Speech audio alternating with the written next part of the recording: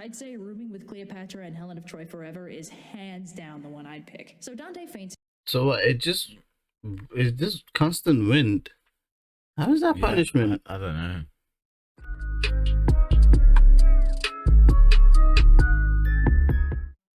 Unorthodox reactions, unorthodox intros. Welcome back, guys, to another unorthodox reaction. Welcome back, guys. My name is Unorthodox, and we are reacting. My item of the day, let's skip ahead then, is a DS. So far, I'm playing Ben 10, as you can see. Yeah, I've almost completed it, but there's like that one level I can't quite finish. So, if anyone knows how to do it, please let me know. Why are you so close to the mic? You know you don't need to be that close. Sorry, it's a habit. Sorry.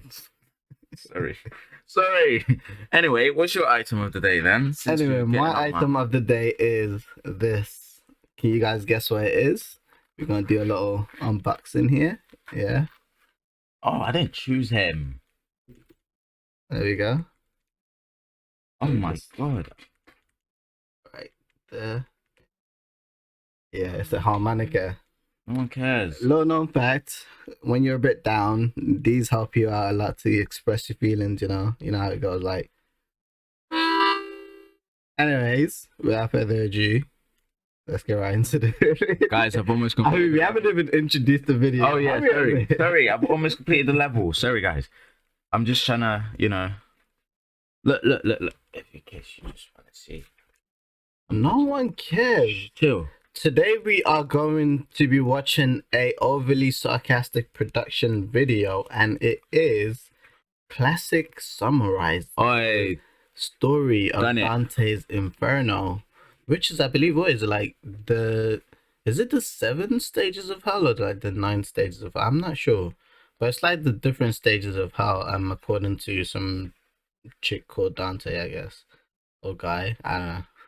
Let's get into it. Sorry guys, sometimes the S's get fascinated writers, poets, and all us other flaky artistic types with our heads in the clouds, or, as the person varies, several kilometers underground and on fire. But there's one iconic text that has essentially served as a hitchhiker's guide to hell for nearly 700 years, and it was written by one Dante Alighieri. It's called the Divine Comedy, but most people only ever care about the first third of it, descriptively titled the Inferno, which is actually a rather odd title because only part of hell is actually on fire at any given time, and the worst bits are rather more chilling. But I digress. The thing to be aware of about the Inferno before we start looking at it is that it's basically Dante's self-insert historical fan fiction in which he gets to team up with his role model / celebrity boy crush Virgil and watch all his enemies burning in hell forever. The other thing we need to remember is that Dante was Italian, aka Roman, aka he really didn't like the Greeks that much, especially not the ones responsible for the destruction of Troy. So let's keep that in mind as we read this historically acclaimed revenge fic, Dante's Inferno. Our story opens with our dude Dante wandering around this super sketchy forest at the base of a mountain, specifically Mount Delectable. Sadly, this is not actually a mountain of infinite candy, but is instead a symbolic representation of heaven, which I guess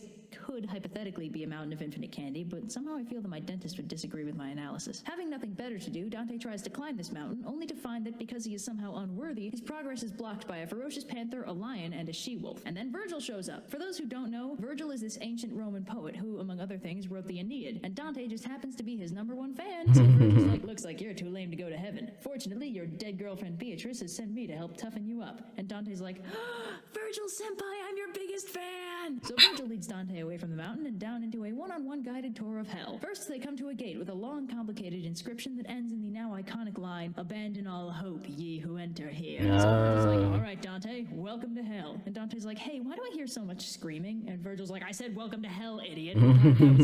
So hell is, unsurprisingly, pretty intense. There's dudes getting bit by bugs, stung by hornets, all that good stuff. And we're not even in the real hell yet. Dante and Virgil have to be ferried across the river Acheron before they even enter the first circle. So they get to the river Acheron, where grumpy boatman Charon takes them over the river into hell proper in a very awkward ferry ride, where Dante gets to be the only living dude in a boat full of dead folk. On the way over, Dante passes out from the awkwardness and wakes up on the other side of the river in the first circle of hell. So the first circle of hell isn't really hell either, it's more like diet hell. It's officially called limbo, and it's where all the souls whose only crime is a distinct lack of Christianity end up. Virgil mentions that back in the day, the Big J himself came down and airlifted some worthy souls up into heaven. Anyway, Dante and Virgil continue on their merry way and run into a welcoming party of 4 other famous poets: Homer, Horace, Ovid, and Lucan. A veritable dead poets society, you could say. Why are they all in hell? He gets to hang out with all the cool kid poets, just like he's always always dreamed. Almost seems like wish fulfillment, huh? Also chilling in limbo are a bunch of heroes from classic Roman history, including Hector, Aeneas, Caesar, and a few others. So Dante and Virgil move on from limbo and arrive at the second circle of hell, which is guarded by King Minos, who judges every soul it enters. Luckily, Virgil is Dante's get into hell free card, so he avoids the judging eyes of Judgy McJudgeface and gets to enter the second circle freely.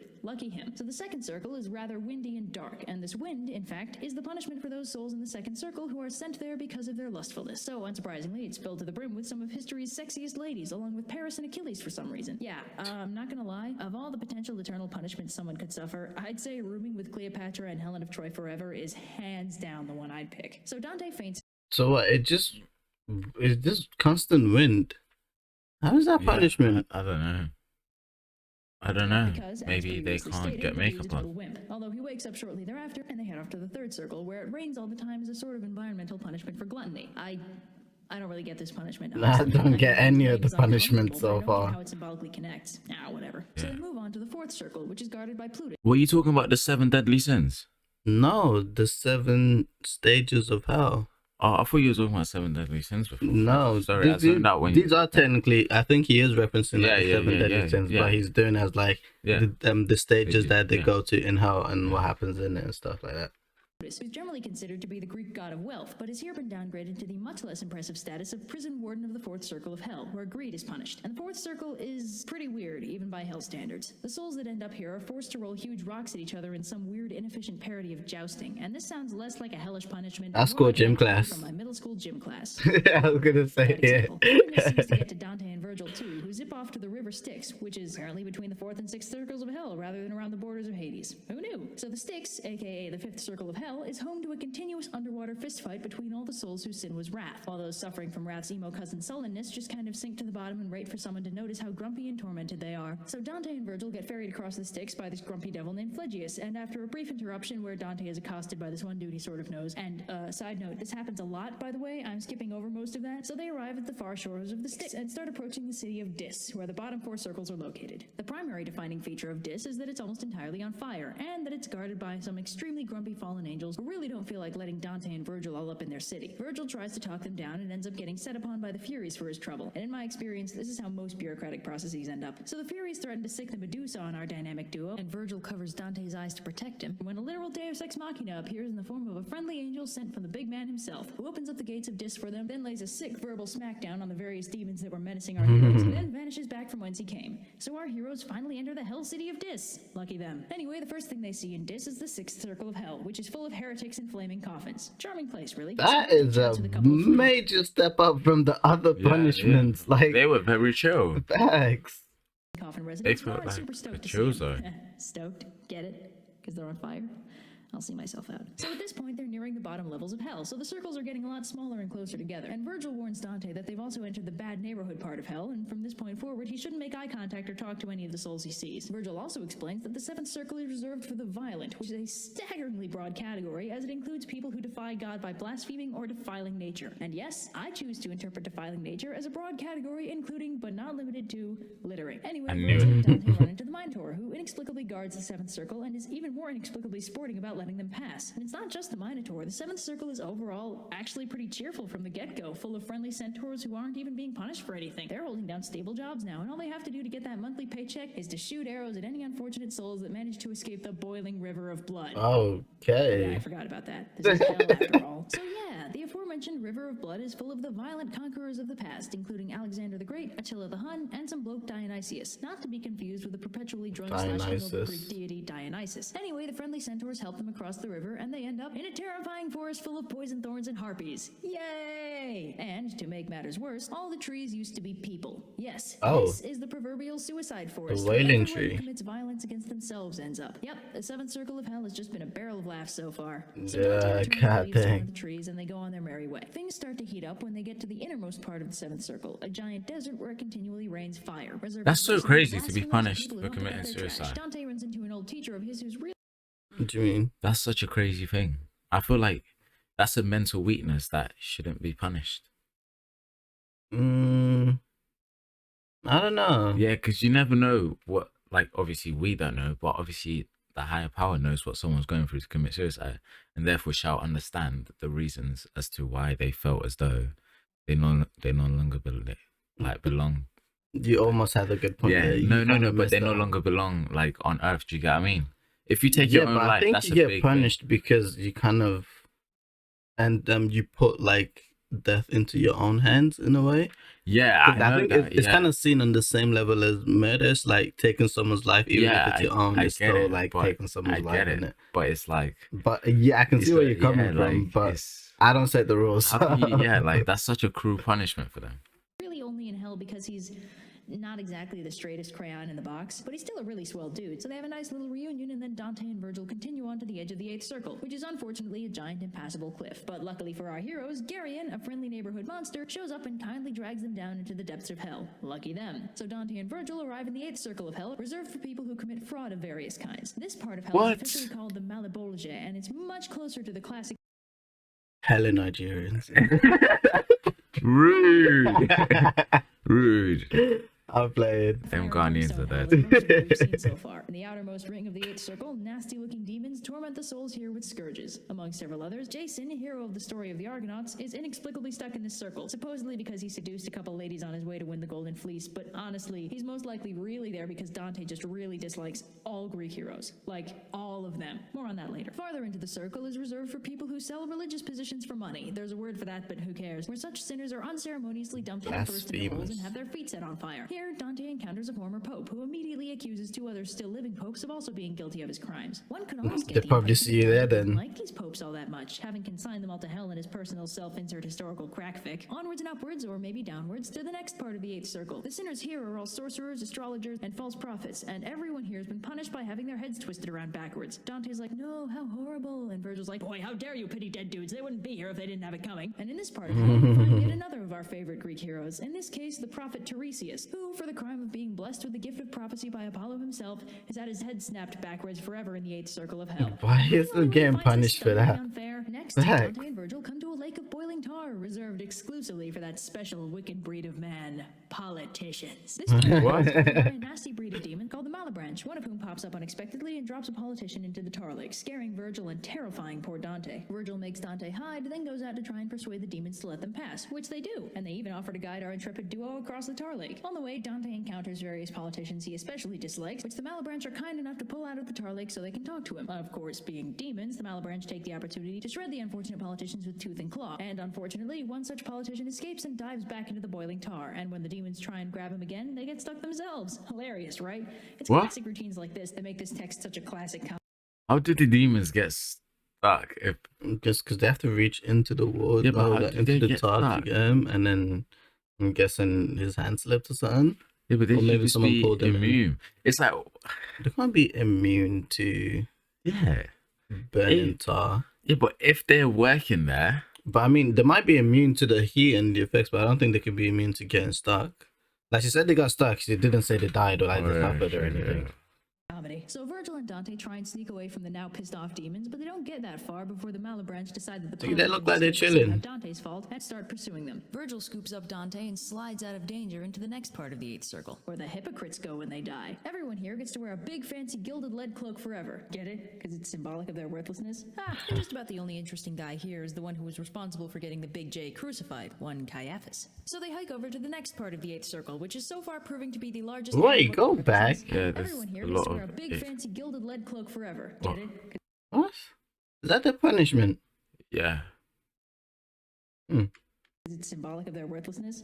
And just about the only interesting guy here is the one who was responsible for getting the big J crucified, one Caiaphas. So they hike over to the next part of the 8th circle, which is so far proving to be the largest and the most complicated of all the circles we've seen so far. Anyway, this particular charming locale can be best described as a giant pit full of magical snakes. Yeah, hell, remember? So this particular snake pit is actually somehow worse than your average run-of-the-mill snake pit because these snakes have a magic bite that transforms you into a random, wacky, and/or horrifying creature and/or household object. Oh, and this section of hell is devoted to thieves, see? And it's symbolic because they're robbed of their true forms and stuff. Anyway, we'll go a little farther into hell and get to the part of the 8th circle where people who abuse their positions of power and commit fraud go. Everyone rooming down here is provided with their own personal bubble of fire, which honestly sounds pretty cozy. But here's the thing. As previously mentioned, Dante is Italian and therefore solidly on the side of the Romans in terms of history. And unfortunately, the Trojan War was won by the distinctly non-Roman Greek side, while the Trojan survivors went off and founded Rome or something. So Dante's got some kind of ancestral hate on for all these legendary Greek heroes, especially those directly involved in the Trojan War. And that is why my dudes Odysseus and Diomedes are eternally burning in the 8th circle of hell for that little misadventure with the Trojan horse. Yeah, I find this incredibly unfair, especially considering the Odyssey. Hasn't the poor guy suffered enough by now? So Dante and Virgil scoot on past that little misadventure and into the next part of the 8th circle, where sowers of discord are continually chopped into pieces by a giant multi-limbed demon. And we're just gonna breeze on past this chapter real quick because Dante did something of a religious no-no and consigned a certain well-known religious founder to this particular punishment, and all I'm gonna say about that is that I'm not allowed to draw him. So the next portion of hell is reserved for I think I know who she's on about, but I can't be sure. alchemists, and the souls stuck here get to experience the wonders of every disease known to man simultaneously. The poor Oh, sod who led God. the Trojan horse into Troy is also in this circle. Wow, it's almost like Dante holds a grudge or something. Anyway, Dante and Virgil continue their buddy comedy road trip through hell and finally come to the edge of the 9th circle, which is bordered by a sheer cliff and full of chained up biblical giants, along Do you know what I was thinking?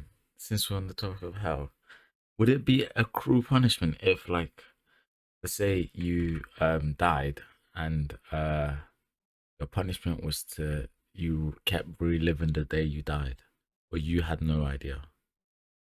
It's not much of a punishment, is it? If you don't know, you're getting punished. I mean, yeah, true, but like you keep. If you don't know, then true. it's your first time every but single don't time. you- It's not much of a punishment. I feel like, I mean, yeah, okay, cool. What if you had somewhat of an idea, but you couldn't remember fully? Like It's still like not you much have like of a minor. You need to recollect like, it no, every single time that you've died this many times the same way for it to be a punishment. Even if you have Yeah, like I know, a vague I know. idea and you can't be sure. But what if I that's still what feel happens? like there's What not if much that's of a what happens when you punishment. die? You just relive the same day and you don't know. You Then just it's think- not a punishment. It's just eternity, I guess. Do you think that's just odd? Like It not would be odd, yeah. I'm out of it today. I don't know what I'm trying to say. I know what I'm trying to say, but I can't put it out there. Articulate, come on, man. Nah, it's all right. I'll think about it next time. with one free, slightly friendlier giant who kindly lowers them safely into the absolute depths of hell. Lucky them. Now, the 9th circle is reserved for the absolute worst of humanity, which by Dante's standard means that this is where the traitors get to chillax for all eternity. And I mean that literally, as the 9th circle is a huge frozen lake named Kokitos, which is actually supposed to be one of the rivers in Kokitos. Hades, but whatever, we never asked for mythical authenticity. The various There's a traitors they character in encounter are mostly Overlord. frozen up to their necks, although as they get closer and closer to the center of hell, the souls are embedded deeper and deeper into the ice. So the conversation kind of dries up as they approach the very lowest point in hell. And who should they find there but Lucifer, the big guy himself, the head honcho of hell, frozen up to his nips in the ice. Why? What? Yeah, he doesn't cut a very regal figure in this representation, does he? What idiot thought that ruling in hell would be any fun for anybody? Anyway, this shiny 3D holographic special edition Satan has 3 heads, each one om-nom-nomming on a different soul. The middle one is chewing on Judas, while the other 2 are doing the same to Brutus and Cassius, who you may remember are those 2 jerks responsible for assassinating Julius Caesar. And I gotta say, that is a pretty hefty punishment for 2 dudes whose only crime was That's stabbing too an old guy in a brute. fancy hat. And so ends the tour of hell. Virgil grabs Dante and starts climbing down Satan, Shadow of the Colossus style, and shortly thereafter, the 2 of them pop out through the center of the earth and emerge in purgatory, all set to start Dante on the road to redemption, or something. Oh my god, that took forever. Reading the book wasn't too quick either. Pretty dense read. I think some of these guys are only remembered because Dante dropped them into hell and his revenge fic. I think that must be like the fanfic writer grand prize. This has been an overly sarcastic production. Yeah, to be fair, like I feel like reading these books and trying to summarize it into like what less than It's great 15-minute job. video Great is job. ridiculous. Great job. One of them that I think she's done it for that as well was Don Quixote. I tried to read that book, Mike. I still haven't finished it, but I think I got like what, halfway maybe, and it took me like at least 8 hours. Not because it was particularly like it is It's a pretty just 'cause long you're a book, bad reader. but no, it was just so boring. It was just so like it started off good, What and if then it just became boring what if as it she went just along. reads the back of it? You know where it's You want to summarize. That's what she's doing basically, just summarize it. yeah. What if that's what she reads and then she just I mean, I don't think reads she'd the make a whole intro. 12-minute she video. makes and the, just she a reads back the intro cover. of each paragraph and then just goes, all right. So the intro and the end of each paragraph and goes, yeah, all right. So we know what it I is. don't think your channel would be that successful if that's what she's doing. We don't know. Mate. We have no proof. We have no proof. And you got a point, but I She say can't no. be reading that much. Probably. I think it's not just her though. There's two of them. I believe they called each other red and white, red and blue. I don't believe. Thing. I've got to see them. I gotta see it That's to believe your problem. Anyway, guys, we hope you guys enjoyed as usual. We did, and let us know what your thoughts are in the comments below. Yeah, let us know. Contact us on www.unorthodoxreactions.com and let. That's not a thing. Don't do that. That's not a thing. I almost had you there. If you're Like, watching, we comment, appreciate subscribe, notification bell, all the good stuff. Comment reaction suggestions below. Don't worry, we are going to be getting to the reaction suggestions. We do see them. It's just taking us a while to get to some of the videos. Yeah, because we're busy playing Nintendo DS. And we also have some videos that we kind of wanted to watch that we put ahead of you guys because, you know. Whoa, never. What do you mean? Never put anything ahead of you guys. Of course. You guys are my favorite person. I don't know what he's done. You guys are my favorite. Honestly. Thank you guys for Kate, thank you guys for checking in with us. Don't worry, they can still hear us. We just can't hear them. And see you guys next time. In a bit.